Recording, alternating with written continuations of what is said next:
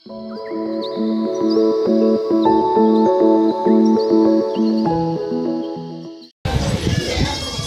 చేస్తా? ఆపద వస్తే అడ్డు నిలబడగలిగే ఉండాలి. ఆపద వచ్చినప్పుడు పక్కకు తప్పించుకునేవాడు కాదు. ఆపద వచ్చినప్పుడు ఎలా ఉండాలి? సేవకుడి పరిచర్య కానీ అడ్డు నిలబడేటట్టు ఉండాలి. మీ అందరికీ ప్రైజ్లాలు. మా తమ్ముడు పాస్టర్ గారికి కూడా ప్రైజ్లాలు. నాకు తోడబుట్టిన ఒక తమ్ముడు ఉన్నాడు, కానీ అంతకంటే ఎక్కువగా నన్ను పాస్టర్ గారు చూసుకుంటారు. నేను బాగా అనారోగ్యంతోనే వచ్చా ఇక్కడికి. పెద్దయ్య గారు ఉన్నప్పుడు నాకు చేతబడి చేశారని, నాకు దుర్గమ్మ ఇంటి మీదకి వచ్చేదని చెప్పేవాళ్ళు. చెప్పి దానివల్ల ఇక ఏదో చేతబడి చేశారని నేను ఫస్ట్లో హైదరాబాద్లో రోడ్డు కాంట్రాక్ట్ బట్టి చేసి పని చేసేదాన్ని. మేము వడ్రోళ్ళం అయితే రోడ్డు కాంట్రాక్ట్ పని చేస్తే దానివల్ల మగవాళ్ళ కంటే మించి నేను పనులు చేపిస్తున్నాను నాకు చేతబడి చేశారు. చేతబడి చేస్తే ఇక తిరగని ఊరు లేదు, వెళ్ళని అదే దేవుళ్ళ దగ్గరికి అనేది తిప్పింది మా అమ్మ. తిప్పినా కూడా ఇక్కడ చెరువుమాధారం దగ్గర పెద్దగా 7 గుళ్ళో ఏముంటాయి అక్కడికి తీసుకెళ్ళారు. అక్కడ ఉన్న అతను అన్నాడుగా, ఏమో 3 నెలల కంటే ఎక్కువ బతకదు, ఏందో చేతబడి చేసి జల్దిలో కలిపేశారని చెప్పారు. చెబితే నా పిల్లలు అప్పుడు ఇంతే ఉన్నారు, చిన్నపిల్లలు అయితే మేము ఇక మా వాళ్ళు ఎవరు నన్ను పట్టించుకోకపోతే మేము వచ్చి ఇక్కడ వరంగల్ క్రాస్ రోడ్లోనే కిరాయికి ఉంటున్నాం. అసలు ఒక పూటకి తినడానికి కూడా లేదు మాకు. లేకుండా ఉంటే ఒకరోజు అసలు తినడానికి ఆహారం అనేది లేదు. మా పిల్లలిద్దరూ అమ్మ ఇక్కడ చర్చి ఉన్నట్టుంది, మేము వెళ్ళి అక్కడ ప్రార్థనకి వెళ్ళమా అని అన్నారు. అంటే మా అమ్మ అన్నదిగా, మనం దేవుడి దగ్గరికి వెళ్ళేటోళ్ళం, అట్లా వెళ్ళకూడదురా, ఇప్పటికీ మా అమ్మకు బాగోలేదు అని చెబితే మా పిల్లలు ఏం చేశారు, ఇద్దరు చెప్పకుండా చర్చి దగ్గరికి వెళ్ళిపోయి అందరూ ప్రార్థన చేస్తుంటే, ఇప్పుడు పెద్దయ్య గారు ఉన్నారు, అందరూ ప్రార్థన చేస్తుంటే వాళ్ళు ఏం చేశారు, పిల్లలు అక్కడ కూర్చొని ఇద్దరు బాధపడుతున్నారంట. అయ్యగారు అందరూ వెళ్ళిపోయినాక వీళ్ళిద్దరిని చూసి, ఎందుకురా మీరు ఎదురిస్తున్నారు అంటే, మా అమ్మ 3 నెలల్లో చనిపోయిద్దని చెప్పారు తాతగారు, మరి మా అమ్మ బతికిద్దా అని అంటే, అసలు ఏ దేవుడురా మీకు చెప్పింది మీ అమ్మ బతికిద్ది, ఏది ఎక్కడ మీ ఇల్లు అంటే ఫలానా చోట ఉందని చెప్పారు. చెబితే ఇక ప్రేరాల డబ్బా ఒకటి ఇచ్చి పంపించిండు. అది తీసుకొని పోయి, మీ అమ్మకు ప్రార్థన నేను చేశాను, ఇక్కడుండి నేను చేస్తున్నా, మీరు అక్కడికి వెళ్ళి ఇది మీ అమ్మకు కొంచెం నోట్లో 4 సుక్కలు వేసి మీ అమ్మని నెత్తి మీద రాసుకోమను అని చెప్పారు. చెప్పి అయ్యగారు చెప్పారని పిల్లలు సంతోషపడకుండా తీసుకొచ్చి ఇచ్చారు. మా అమ్మ అన్నదిగా, ఎంతమంది ఇన్ని దగ్గరికి వెళ్ళినాం, ఎక్కడ బాగా అంది, ఈ కొబ్బరి ఉంటే అప్ప ద్వారా బాగా అవుతుందా, ఏమో లేరా మీ పిచ్చి అన్నదేను మా అమ్మ పక్కకి పెట్టేసింది డబ్బా. పెట్టేస్తే నేను బాగా వాచిపోయి ఉన్నా, ఒళ్ళు నాకు అంత వాపు వచ్చేసింది. ఉండేటప్పటికి నేనేం చేశా, ఇక ఎందుకో నాకు ఆలోచన, ఆ డబ్బా ఏమనిపిస్తుందంటే, అది తీసుకో నువ్వు తాగు బాగుపడతావు, అది తీసుకో నువ్వు తాగని నాకు మనసుకు అనిపిస్తుంటప్పటికి నేనేమనుకుంటున్నా, మా బుజ్జి ఉంది, ఆ అమ్మాయిని అమ్మ ఆ డబ్బా ఇటీరా అననేటప్పటికి ఇచ్చింది. ఎందుకమ్మా అమ్మమ్మ చూసి అరుస్తుంది అంటున్నావు అంటే, ఏం అరవదు అంతేనా, నాకు తాగుబుద్ధి అవుతుందని అందులో తీసుకొని 2 చుక్కలు నేను నోట్లో వేసుకొని నేను మనసులో అనుకున్నాను, తండ్రి ఇంతవరకు నేను దుర్గమ్మ మాలలో వేసిన, నాకు పెళ్ళైన సంవత్సరం 3 ఏళ్ళకి నాకు 2 పిల్లలు, అప్పటి నుంచి నా భర్త దూరముగానే తిరుగుతూనే ఉంటాడు, తాగుతూనే ఉంటాడు, అయినా సరే కూడా నా పిల్లలు చూసుకొని నేను బతికిన ప్రభువా, ఏ రోజైనా మగోళ్ళలాగానే నేను బతికాను, కానీ ఆడ మనిషిని నేను ఎప్పుడూ అనుకోలేదు. ఈరోజు నా బిడ్డల కోసం నన్ను బతికిస్తే తండ్రి, నేను జీవితాంతం బ్రతికినంత కాలం మళ్ళీ నువ్వు పిలిచి నన్ను పరలోకం తీసుకెళ్ళేంత వరకు నీ దగ్గరనే నేను తండ్రి. ఈ మందిరం దగ్గర అక్కడ అయ్యగారు పిలిచారంట, నాకు తెలియదు, ఆయన ఎలా ఉంటాడో నేను చూడలేదు, నా పిల్లలు చూశారు. మళ్ళీ వారం లోపల నేను అక్కడికి వెళ్ళి సన్నిధి దగ్గరికి అయ్యగారిని చూడాలి, నేను ఆయన దగ్గరగా నాకు బాబాయి అని నేను పిలుస్తా అని నేను నా మనసులో అనుకున్నా. 2 చుక్కలు వేసుకోగానే 1 గంట సేపటికి పిల్లలు బాత్రూమ్కి నన్ను పట్టుకొని తీసుకెళ్ళి పోపించుకొని వచ్చేటోళ్ళు. అట్లాంటిది నా అంతటి నేనే లేచి మంచిని ముంచుకొని తాగుకునేటప్పటికి మా అమ్మ ఇక అప్పుడు మా అమ్మ నమ్మింది. అయితే ఇది మామూలు కొబ్బరి నుండి డబ్బు కాదమ్మా, నేను అబద్ధం అనుకున్నా తండ్రి, నువ్వు ఎట్లుంటావో మాకు తెలియదయ్యా అని చెప్పి మా అమ్మ గబగబా తీసుకొని ఇక అప్పుడు జాగ్రత్త పెట్టి రోజు ఒక చుక్క నాకు టీలో వేసేయడం, మంచినీళ్ళు వేసేయడం, అలాగే వారానికి లెగిసి నా అందరికి నేను స్నానం చేసి పిల్లల్ని తీసుకొని మేము చర్చికి వచ్చినాం. చర్చికి వచ్చేటప్పుడు అయ్యగారు ఏం చేశారు, అంత దూరాన్ని కూర్చుంటే అప్పుడు నాకు అందరు పరిశుద్ధాత్మ వచ్చి వాళ్ళు ఉంటే నాకేమనిపిస్తుంది, వీళ్ళందరూ ఎందుకు ఇలా ఎగురుతున్నారు, నాకు ఎందుకు ఇంత చికాకు అనిపిస్తుంది, వెళ్ళిపోబుద్ధి అవుతుంది ఏంటి అని నేను మనసులో అనుకునేటప్పటికి వీళ్ళందరూ అలా కళ్ళు మూసుకొని ఉన్నారు. నేను అందరినీ చూస్తున్నాను, బిత్తిరిని చూసినట్టుగానే చూస్తుంటే అయ్యగారు ఏం చేశారు, అక్కడ ఇలాగే నిలబడి బలిపీఠం దగ్గర అయ్యగారు నిలబడి అన్నాడుగా, అమ్మ కళ్ళు మూసుకోరా, నువ్వు కూడా దేవుడు నిన్ను కళ్ళు మూసుకో అంటున్నాడు, మూసుకో అన్నాడు. అయ్యగారు ఎప్పుడైతే అలా చెప్పిండో ఆ కళ్ళు ఇట్లా మూసుకొని ఉండంగానే అసలు అది ఏమిటో నాకు తెలీదు, నాలాగానే ఇంకొక ఇది మనిషిలాగా నన్ను విడిచిపెట్టి నేను నీ దగ్గర ఉండట్లే, నేను వెళ్ళిపోతున్నా అన్నది వెళ్ళిపోయిన తర్వాత అసలు నాకు ఎంతో సంతోషంగా అనిపించి ఒళ్ళు బరువు తగ్గింది, నొప్పులు తగ్గినాయి.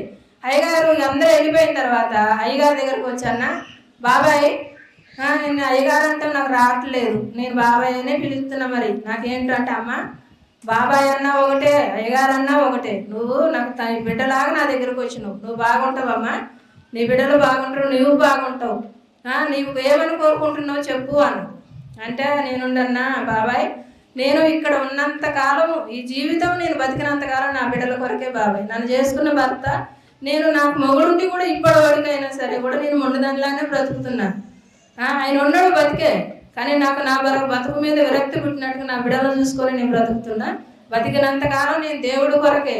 ఈ మందిరం తప్పనిసి నేను వేరే మందిరానికి ఎక్కడికి నేను వెళ్ళను. పోయిన సంవత్సరం కూడా అంతకుముందు పోయిన సంవత్సరం మా బుజ్జి కొంచెం ఇబ్బందిగా ఉండి ఇక్కడి నుంచి మిరియాలు కూడా వెళ్ళి అక్కడ ఉన్నాం. అక్కడ ఉండి కూడా అక్కడ నుంచి కూడా ఇక్కడికి నేను ఈ మందిరానికే వచ్చి ఇక్కడి నుంచి వెళ్తూ మా బుజ్జికి ఏ ఇబ్బంది వచ్చినా కూడా తమ్ముడు అని ఫోన్ చేస్తే అయ్యగారు మమ్మల్ని ఆదుకున్నట్టుగానే మా కోసం ప్రార్థన చేశాడు. ఇప్పటి వరకు కూడా నా కుమారుడు కూడా అసలు చాలా ఇబ్బందుల్లోనే ఉన్నాం. నా కుమారుడు సాక్ష్యం మళ్ళీ మేము చెప్తాం. అప్పటి వరకు మాత్రం నా కుమారుడు కోసం, మా కుటుంబం కోసం అందరూ, నా బిడ్డ నా అల్లుడు మారలేదు, కొంచెం మారడానికి నేను అప్పుడు కొంచెం నా పరిస్థితి బాగోలేక అన్నిటికి ఇచ్చాను. కానీ అల్లుడు మంచివాడే, మీరు అందరు మారడానికి అందరూ కొంచెం ప్రార్థన చేయండి అని మీ అందరినీ బ్రతిలాడుకుంటున్నాను. అయితే నా సహోదరికి వచ్చే సమస్యలు అన్నిలో అంటే అమ్మాయి విషయంలో కూడా ఇగో ఈ తాగితే తగ్గుద్ది, ఇగో సంతానం ప్రెగ్నెంట్ ఎంత సమస్యలు ఎదుర్కొన్నాం అంటే మేము పాప గురించి నేను నా జీవితంలో చూసినప్పుడు అది డెలివరీ అవుతుందా, ఉంటే బ్రతకడానికి ఉందా, అమ్మాయికి ప్రెగ్నెంట్ సమయంలోనే భయంకరమైన అనారోగ్యం. కుచికి ఏమైంది? అవును, అంతే అయింది. వాళ్ళ మామయ్య ఎవరో పట్టారని 5వ నెల కాడ నుంచే ఇబ్బంది పడుతుంది.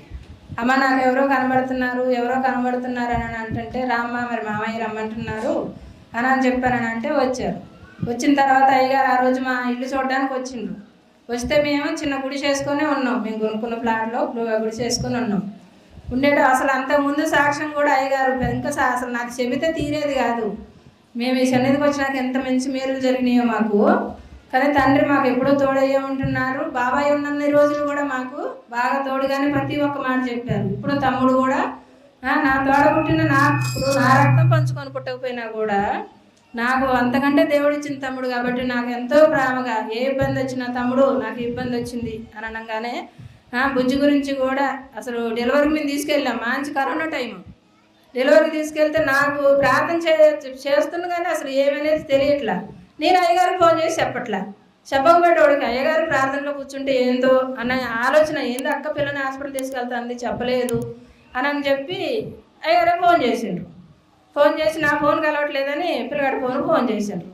ఫోన్ చేసేటప్పటికి ఏంద్రా అమ్మ అసలు అక్కని తీసుకెళ్తున్న హాస్పిటల్కి, అందుకని ఏమని చెప్పలేదు. ఏం జరిగిందంటే నాకు ఫోన్ తీసుకొచ్చి ఇచ్చారు. ఇస్తే 5:30కి ఫోన్ చేసి నేను చేసేదాకా నువ్వు ఫోన్ చేయవేంది అక్క అని అన్నారు.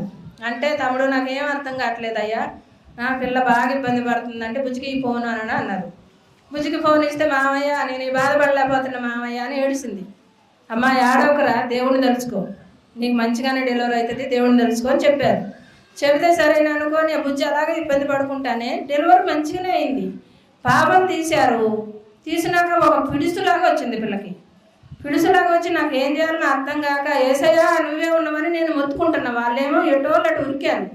సిస్టర్లు అక్కడ ఎవరు లేకుండా వదిలేసి వెళ్ళిపోయారు. ఇటు చిన్న బిడ్డ ఇటు తల్లిని నేను పట్టుకోలేక అసలు ఇంకా గట్టిగా అరుస్తున్నా, ఏసయ్యా నువ్వు తప్పనిసి మాకు ఎవరు దిక్కు లేరు తండ్రి, నువ్వే ఆదుకోవయ్యా. నేను ఎవరు లేని దాని ప్రభు, నా బిడ్డలకు నేను తప్పనిసి ఎవరు లేరయ్యా నాకు అని నేను మరి అది నాకు తెలియదు. చాలా కష్టం. ఇక అప్పుడు మళ్ళీ సాయంత్రానికి ఒక 10 నిమిషాలలో కోలుకుంది పిచ్చి. కోలుకొని అమ్మ ఎట్లుందిరా అంటే బాగానే ఉందమ్మా అన్నారు. అనేటప్పటికి మళ్ళీ అసలు నేను ఫోన్ చేయట్లా, అయ్యారే మళ్ళీ చేశారు. ఏం చేశారు, ఏంటక్క పెద్ద గురించి అసలు నువ్వేం చెప్పట్లేదు అంటే, అయ్యా నాకేం అర్థం కావట్లేదు, ఇప్పుడు పిడిచి రావడం ఏందో దేవుడు చూపించాడు. ఎమ్మటే ఫోన్ చేస్తున్నారు. అసలు మాకు ప్రార్థన చేశాము. తను ఈ రోజు ఇద్దరు పిల్లలమా? ఇద్దరు ఆడపిల్లల తల్లి సంతోషంగా ఉంది, మంచిగానే ఉన్నారు. ఇప్పటి వరకు మాత్రం పైకి అయితే వాళ్ళు అటు ఇటు తీసుకెళ్ళా సరే నీ మాడికి బాగా అనుకుంటుందంట, అయ్యా ఎన్ని రోజులు కానీ మేము ఇటు రావాల్సిన వాళ్ళం కానీ అటు పోయేటోళ్ళం కాదు తండ్రి, నువ్వు కాపాడని మనసులో అనుకుంటుందంట. వాళ్ళు ఎక్కడికి తీసుకెళ్ళినా కూడా గట్టిగా నమ్మే విశ్వాసులలో ఇక్కడ బొట్టు పెడతారు, ఇక్కడ బొట్టు పెడతారు, ఇవన్నీ చేసినా కానీ ఏదైనా సరే మా ప్రార్థన మా చర్చి అని గట్టిగా మనసులో నమ్మించే అమ్మాయి తను. ఈసారి వచ్చినప్పుడు మీకు పరిచయం చేస్తాం. అక్కడ అసలు అక్కడ ఉన్న వాళ్ళకి కూడా ఈ చర్చికి వెళ్ళమని చెప్తుంది, మీరు అక్కడికి వెళ్ళండి బాగుపడతారు అని. ఏది ఇది పెడితే చాలా ఇక్కడ పెట్టాలి దేవుడిని, ఇక్కడ పెట్టున్నాడు అమ్మాయికి. గమనించడానికి అద్భుతంగా దేవుడు ఎన్నోసార్లు కాపాడాడు, ఎన్నో ప్రమాదాలు. కానీ ఇంత గొప్ప సాక్ష్యాలు నిలబడడానికి ఇగో ఈ చిన్నోడు ఒకప్పుడు వాడు ఇంత. ఎందుకంటే ఫస్ట్ వచ్చినప్పుడు 6 సంవత్సరాలు 7 సంవత్సరాల పిల్లలు అంతే ఉన్నారు, 15 సంవత్సరాలు 13 సంవత్సరాలు ఈ రోజు అక్క వాళ్ళ మందిరానికి వచ్చి. కానీ అన్నిట్లో ఆ రోజు సొంత స్థలం లేదు, ఇల్లు లేదు, అందరూ భర్త ఒంటరిస్తీవి, నువ్వు దేనికి పనికి రావు, నువ్వేంటి, నీ పిల్లలు రౌడీలు అయిపోతారు, నీ కూతురు అసలు ఎవరు పెళ్లి చేసుకుంటారు, నువ్వేమిచ్చి పెళ్లి చేస్తావు, అన్ని వెక్కిరింతలే. గుడిసెలో ఉన్న వెక్కిరింతే, నీ గుడిసె ఆక్రమిస్తాం, నీ స్థలాల్లో మేము మట్టి పోసుకొని రోడ్డు పోసుకుంటాం. మొన్న కూడా రోడ్డు అట్లనే వస్తుందని అన్నారు, అక్కడికి రాగానే ఆగిపోయింది. అట్లా చేస్తాం ఇట్లా చేస్తాం, ఎవరు లేరు అంట. కానీ ఎవ్వరు లేని వారికి ఎవరు ఉంటారు అంటున్నా దేవుడు. ఈ రోజు నా సహోదరి మంచి ఇల్లు కట్టుకుంది, ఇంకొకరికి రెంట్కి ఇచ్చే స్థాయికి ఇంకొక స్థలాన్ని దేవుడు ఆ పెద్ద స్థాయిలో నిలబెట్టాడు. నేను కొన్న స్థలం కంటే ఇంకొక 4-5 గజాలు ఒక రూమ్ పెట్టేమంటే మాకు ఎక్స్ట్రా దేవుడు వేసాడు. అన్ని పిల్లలకి మంచి జాబ్, పనిలో వాడు ఇప్పుడు చదువుకొని పని చేస్తున్నాడు, కూతురు 2 పిల్లలతో సంతోషము సమాధానము చేయడా దేవుడు, అన్ని చేస్తాడు. కూర్చున్నాను ఒకసారి.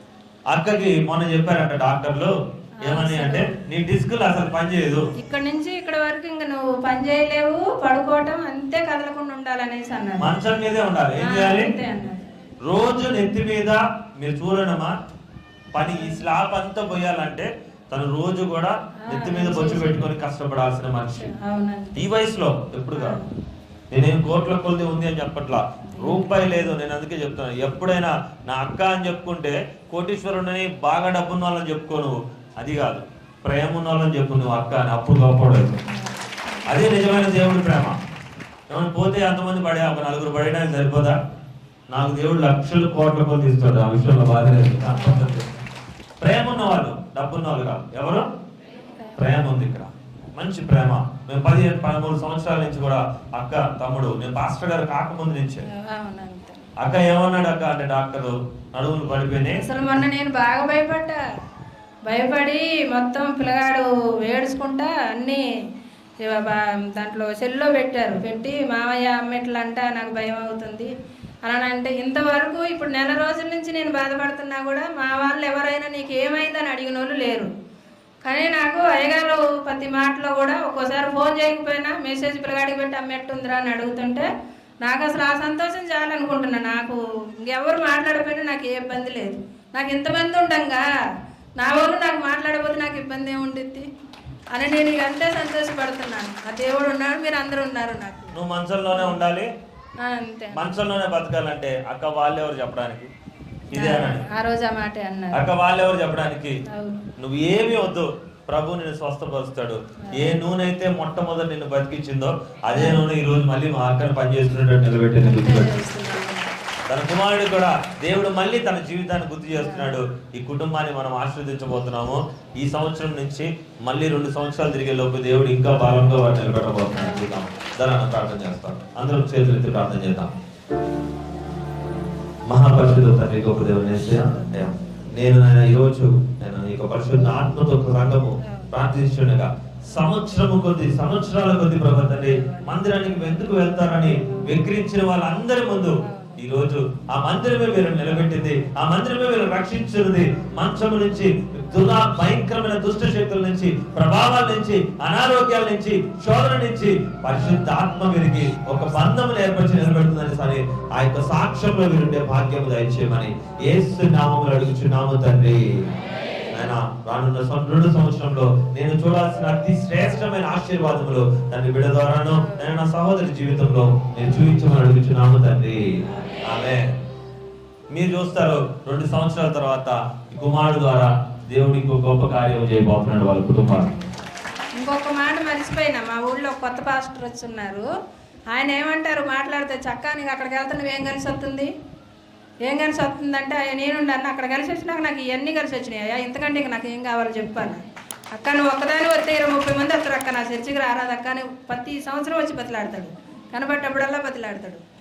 అయ్యా నాకు అక్కడ ఉన్న తమ్ముడిని వదిలిపెట్టి నేను రావడం అంటే అది జరిగే పని కాదు, ఒకసారి అక్కడికి వెళ్ళినప్పుడు వదిలిపెడతాను నేను అంట. ఎందుకు అట్లా మాట్లాడుతావు అని నవ్వుకుంటే వెళ్ళిపోతాడు ఆయన. మీ అందరికీ నేను కూడా చెప్తా ఉంటా, అవసరం కోసం కాదు కానీ ఒక బంధం ఉండాలి. ఏముండాలి? నేను అలా అని మా అక్కను రోజు పిలిచి ప్రత్యేకంగా ఏం పలకరించి ప్రార్థన చేయను. కానీ ఏముంది ఇక్కడ మా మధ్యలో? ఆపద వచ్చిందా మీకోసం అవసరమైతే మీ ఇంటి ముందుకు వచ్చానా కూర్చుంటా, అది తప్పిన దాకా కూర్చుంటా. ఆపద ఉన్నప్పుడు నువ్వు బిర్యానీ పెడతానా, నీకు భోజనాలు పెడతానా, నీకు ఇంకేదో పెడతాను, రోజు వచ్చి నా ఇంటి ముందుకు రా అంటే నేను పోనీ పక్కన ఒక చర్చి వాడిని నా చర్చికి రాదని అడుక్కోవడం నా వల్ల? అట్లాంటి దిక్కుమాల బతుకు నాకు జీవితంలో వచ్చి గుర్తుపెట్టుకోండి. అది అసలు పాస్టరే కాదు, నీకు ఎన్నికే లేదు. నువ్వు రా అని పక్కన వాడిని పిలుస్తున్నావు అంటే నీకేం లేదన్నట్టు. నువ్వు దేవుడు ఎన్నుకున్నాడు కాదు, నువ్వు దొంగవి. నువ్వు దొంగవే, నేనే చెప్తున్నా. పక్కన వాళ్ళని రమ్మని చెప్తే మాత్రం దొంగవే. నీ అంతటా అవిశ్వాసి కావచ్చు, నమ్మినవాడు కావచ్చు, రక్షణ తీసుకున్నవాడు కావచ్చు, తనంతట తానే దేవుడు మందిరాన్ని సేవకుడు ఎత్తుకుంటూ వస్తే అది నిజమైన పరిచర్య. అన్యుడైనా సరే వాళ్ళంతటా వాళ్ళే రావాలి.